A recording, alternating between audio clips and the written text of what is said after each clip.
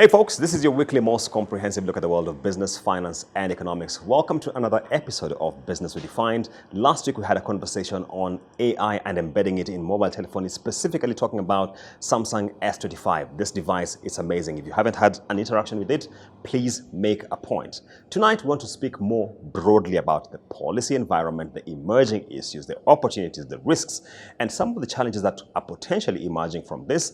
And we are privileged to have tech analyst and podcast host, that is Moses Kelibaro. Asante sana. Karibu. Thank you for having me. Great. Moses, first of all, I'm sure you have interacted with the S25. What are your initial impressions about its capabilities and the opportunities it unlocks? So at the event last week here in Nairobi, the Galaxy Unpacked event, and we managed to spend a bit of time using the S25. And I think for me, apart from the fact obviously the design has been refined, it has more squared look and feel compared to the S24. For me, the big step forward really is that the device now has been upgraded, so to speak, to use AI in a slightly different way from the way it was in the previous edition. So in the first edition where we had Galaxy AI, we saw the opportunity to use Generative AI to do a number of things. You could do something like sketch to draw, and it gives you an image using AI. You can use things like live translate that also use AI. You can transcribe on the device. So you're having a meeting with people. You don't have to connect to the cloud. It's able to take all the conversation, summarize it, capture the details of that.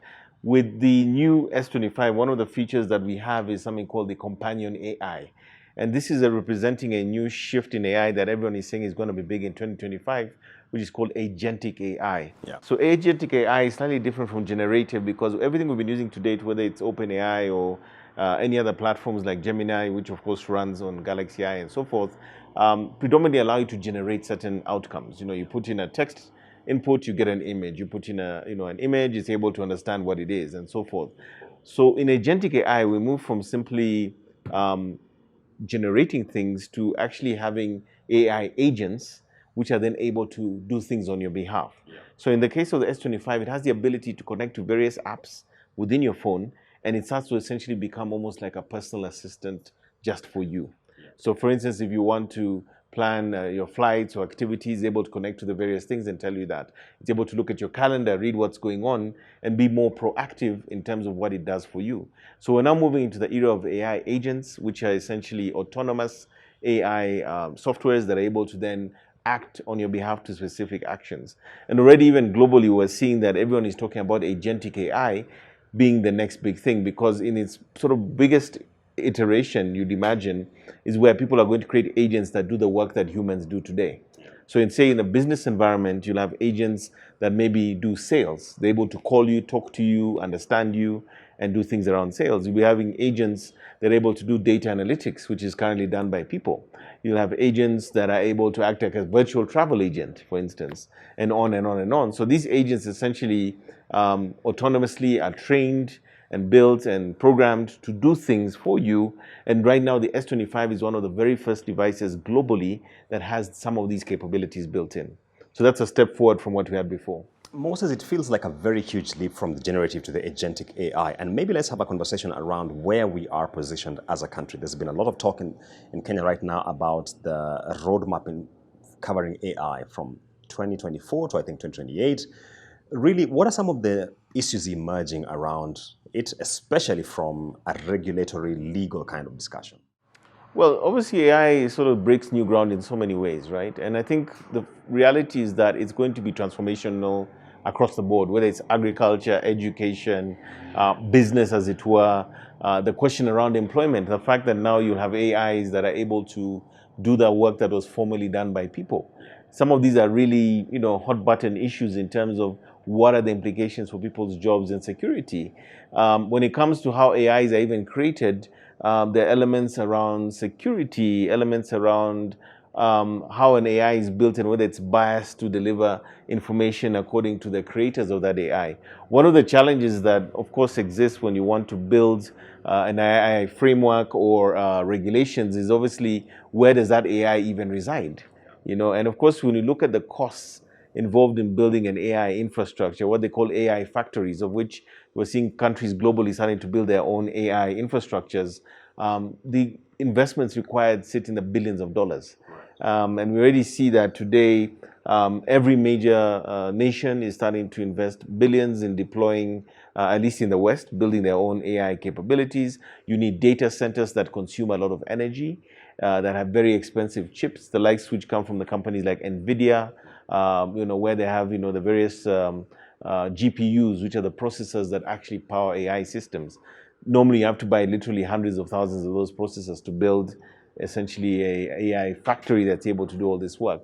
So even as we talk about regulations and so forth, I think there's also the question around deploying the infrastructure that allows you to be an AI first economy. Yeah. And it's becoming kind of one of those haves and have-nots disparities where you can start to see what the implications will be for countries like Kenya and the rest of Africa. Do we have the resources to invest that kind of money? What are the implications in terms of being globally competitive when people who are empowered with AI cannot just be more productive, but theoretically even smarter than your average worker in Africa? Now, when you look at that labor gap that we've had for many years, where Kenya and other African countries have been seen as a place providing high quality labor at an affordable price, what happens when there's an AI that can replicate what you do at a much lower cost? And especially in the agentic AI era, that's exactly what's going to happen. And quite often we say that, when it comes to AI, it's not that a person is going to lose their job to an AI per se. The person is going to lose their job to somebody empowered using and competent with an AI system or, various platforms that are available. But coming back to regulations, I mean, at this point in time, for me, it feels, even as we discuss those, and I know that right now we have the paper that's being circulated in Kenya around our own AI laws and so forth, I think we need to be thinking very, very carefully around how do we find ways to remain competitive without having to deploy massive resources in the way that we're seeing in many countries like, the US and others in Europe and China and so forth, so that we too can have some of that benefit. Yeah, so those are some of the things that come to mind.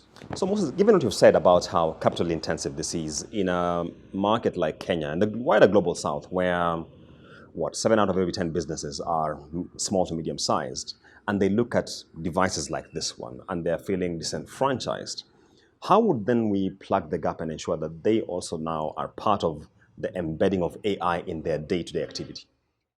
Well, at the most basic level, I always like to tell people the best way to do anything is to do it, right? Meaning that, we can, be hypothetical, we can talk about all the possibilities, all the barriers to adoption, but at the most affordable level, I mean, if you have today an AI-powered Samsung device, as an example, which is one of the things that I do, I go into meetings and without connecting to the internet, I can simply ask the people attending the meeting, do you mind if I record the conversation?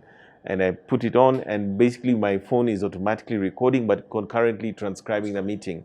Now, without spending a lot of money, except having bought that device, I now have access to these AI capabilities, which by the way are currently free on these Samsung devices that support it, such as Galaxy AI.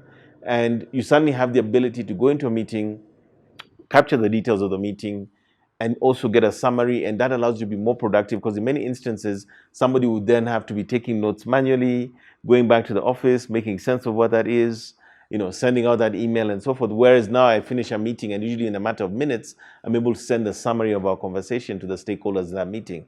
Faster, easier, cheaper, better than doing it manually. Things like, for instance, you're able to use some of the free versions of platforms like, Gemini from Google, or even using ChatGPT, which doesn't, it has a free version and a paid version. The paid version, I think, is something like $20 a month. Now, for many people, that might be prohibitive, but if you think about how it empowers you, it's incredible. Or using a device such as your Samsung Galaxy AI, you have things like Live Translate. You're trying to do business with somebody maybe in a country where they don't speak English. Yeah. And just think about that. And you can actually use this Live Translate to have a viable conversation either over the phone or even in person, so that it's translating what they're saying, it's translating what you're saying, and you're having a conversation. And I think that's what it does. It basically becomes an enabler. It allows people to do things they couldn't previously do pre-AI in a much more efficient and practical way. And we're seeing that gradually over time, since 2022, when ChatGPT first came out, in November, the level of adoption has been massive. It now cuts across everything. Yeah. And I even am aware here in Nairobi that there are hospitals that are using AI tools whereby somebody might come in with a fractured leg, but because the AI is built into the software, it's able to see that maybe there could be indications of cancer in that same person's body. And the fact that a doctor now is able to deliver better healthcare because AI has now been, put into the medical diagnostics systems. So we see it cutting across everything. We're seeing prices are starting to come down. Even just over the last few weeks, I think it is both Microsoft and Google are now providing some of those AI features that were paid for before as part of the subscriptions in their productivity platforms, both for Google Workspace and also for Microsoft 365. So we're seeing this sort of, should I call it affordability factor? It's getting more common. Yes. And I'm trying to get to the sense where that organizations that are either using or not using some of these AI capabilities that are inherently built into things like now the productivity applications will be that much more competitive because they're able to compress time and process by using AI. So Moses, as we talk about venturing into agentic AI, and especially in an environment where data protection has become a very key component, many are asking about security, and I'd like you to speak about some of the risks you see, if possible, as well as how we can circumvent those challenges. Well, obviously, one of the things that comes into agentic AI is when you have systems that are now acting on your behalf, meaning they're able to open your web browser, they're able to do something on your calendar, you're able to give it a task, and it's able to execute on your behalf. Obviously, checks and controls are there, and already some of the early systems we are seeing do require your consent before they're able to do something. If it's something sensitive that maybe requires your credit card, or something that requires, logging into one of your privileged, web-based accounts, many of them are actually requiring you to, the way they've been built, to give it consent to do the next step. It won't just autonomously do everything. So that's one of the steps that they're putting into play. The other thing is, I think when you're dealing with things where it's sensitive data or what we call first-party data within a sort of a data protection context, a lot of these systems need to be designed in such a way that they are respectful of those laws and those regulations, but also in a case where people assume things to be safe. Many organizations globally are starting to even build their own AI systems, or they're able to log in some of these publicly available systems, but they pay for an account where their first-party data is closed off from the rest of the world. Remember, even if you go into ChatGPT and you upload company documents, you are essentially putting confidential data, potentially confidential data, into a publicly available cloud system. Yeah. So depending on the kind of services you subscribe to or you pay for, you can pay for instances where you're closed off from the rest of the world. It's in a secure sandbox in a safe place, and therefore your data is then not being transmitted to international systems that might potentially, have leaks that could potentially give people access to that. We're also seeing instances where, depending on the data generated from some of these systems, there are risks also in cybersecurity. People have been using AI to do various things, but there's also risks around the content. Like, let's say if you're generating code, and that code potentially could have things like SQL injection, which if you were to install in your application, potentially could be having security flaws. So there's so many things where people are making assumptions that it's safe and secure, but the people building these platforms, it's upon them to make sure that the guidelines are very clear, that they're respectful of these laws and data privacy considerations. And more importantly, even for the end user to be educated around the fact that when you're using these systems, these are the do's and do nots, such as do not take confidential company info and put it into a public platform. You want to make sure that this is kept in a secure and a safe place. Going forward, I think what's going to happen is we start to build our own AI capabilities. Case in point is recently NVIDIA announced a $3,000 desktop machine, which is going to have essentially a supercomputer, which will be able to do a lot of the AI capabilities normally available in the cloud. So imagine a scenario like that if somebody's, the TVETs or the universities and other organizations where maybe innovation hubs could potentially be buying these $3,000 machines without having to release data to the public cloud and using it within a local environment. In fact, not even needing to be on the internet itself. So you do your models, you do your training, you do your inference on that particular device without necessarily having to link to a third-party system. So these are some of the options and possibilities that are emerging. And I think in the next 5 to 10 years, especially around security and so forth, we might find many instances, even for countries like Kenya, where we're able to domicile some of that AI capability without having to go to an external cloud to do so. As it is, we're seeing a proliferation of data centers, many of which are AI ready in Kenya, that are going to be able to host AI platforms, the likes of people like Meta, who have an open source Meta AI opportunity where you can use Llama within your own private data center. So we imagine in the future that some of these open source platforms, we see the likes of Google and Microsoft and others also launching local instances of the AI systems, through platforms like Azure. And I think increasingly in the next 2 to 5 years, we'll find that maybe a lot of that processing and capabilities will be sitting in market, in country for some of these systems, meaning that in terms of staying within the data protection guidelines and also data sovereignty as per law, these systems will have to be domiciled locally in the country. Okay. I'd like us to flip back to the S25 briefly, because I remember when we were at the launch moment at the Carnival grounds, someone asked me, isn't it such quick succession between the S24 and the S25? And I think there are not many people more competent to guide us on what the upgrades look like when you look at the S25. Moses, take it away. So I had the privilege of using the S24 Ultra when it came out last year. And for me, of course, it was a fantastic device as expected from Samsung. But amongst many small things, even just things like circle to search, again, the user experience allowing you to do more things more easily compared to your standard non-AI enabled phone. And that really was where I think Samsung set the pace for the whole industry.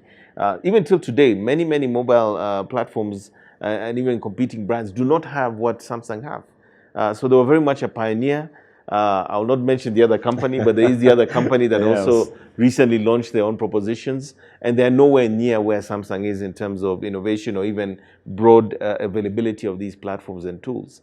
So if we fast forward a year later, for me, what's generally really exciting me is the fact that apart from the device looking, the devices look quite similar to the older ones. In the Ultra case, we can see significant changes in the form factor.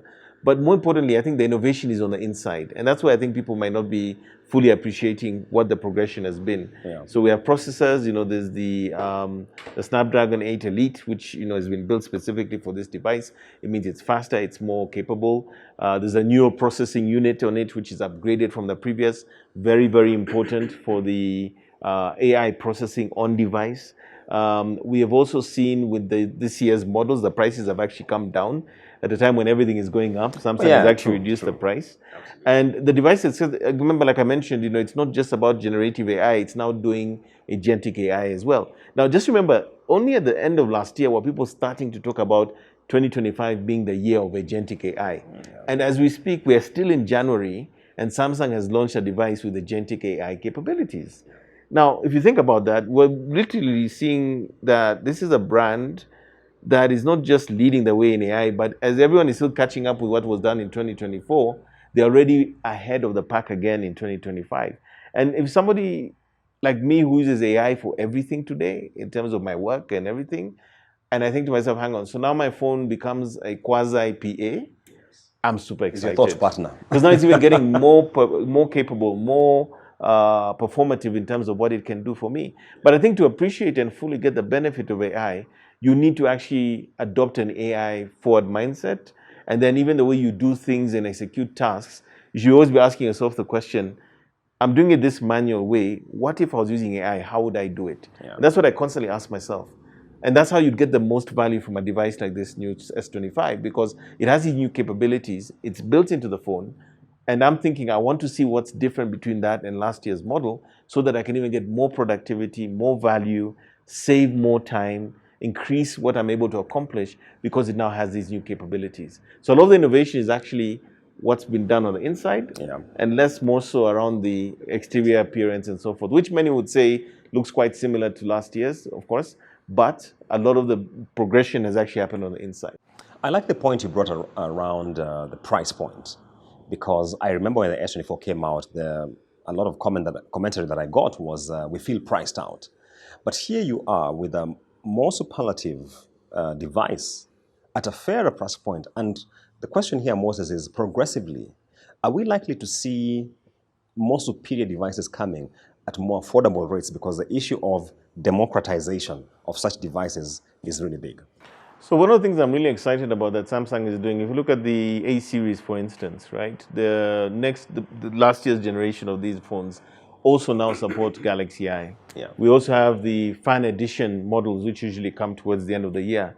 They also support Galaxy AI. We are also seeing that Samsung has committed to deploying their AI capabilities across more of the entry to mid-range devices that they sell. So in time, as much as some of say the premium devices may not come down by a lot because it obviously costs a lot of money to manufacture, develop, these things are built using titanium, these are costs that you can't run away from.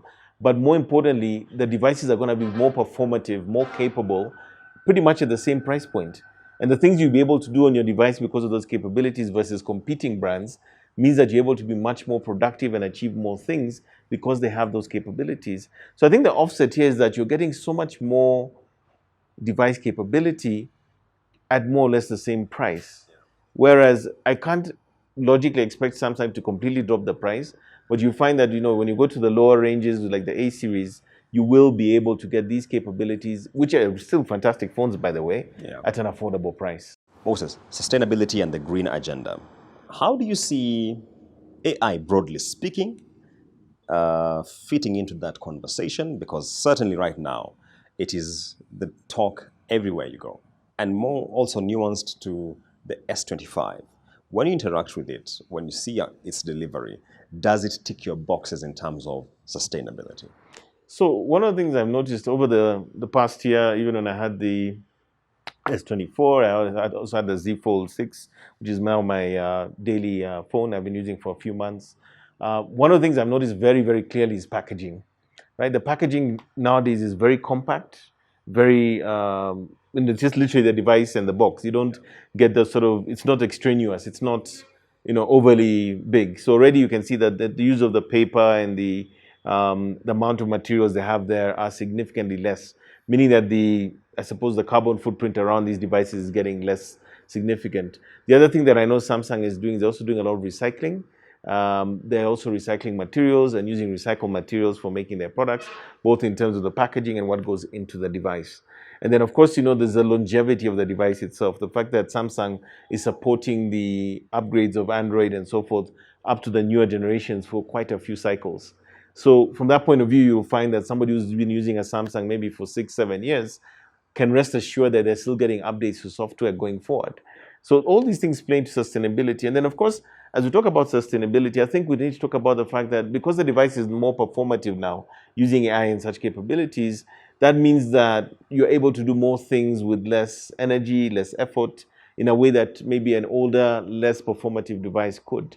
So you're literally able to do more with less, and that makes it essentially more efficient. And the more powerful and the more capable these devices become, the more they play into sustainability in terms of the fact that you can derive value from it for a much longer time than what was there previously. Okay. And Moses, you have mentioned the aspect of being more performative more than once. For the avoidance of doubt, when you speak about that, exactly what are you touching on? I think for me, it's kind of like the broader concept of, especially in the AI era, what does AI allow you to do? For me, I have an acronym, I actually call it FESBEC. Okay, and FESBEC is an acronym I created about 2 years ago. But I always like to think of AI as something that is almost like augmenting human capability, right? So when I talk about performative, the fact that the device has the AI capabilities, and then now it has these agentic capabilities as well, it means that you can do things faster than you would before. So that means you're saving time by doing so. You're able to do things in a way that is more efficient. The fact that it kind of makes your tasks simpler.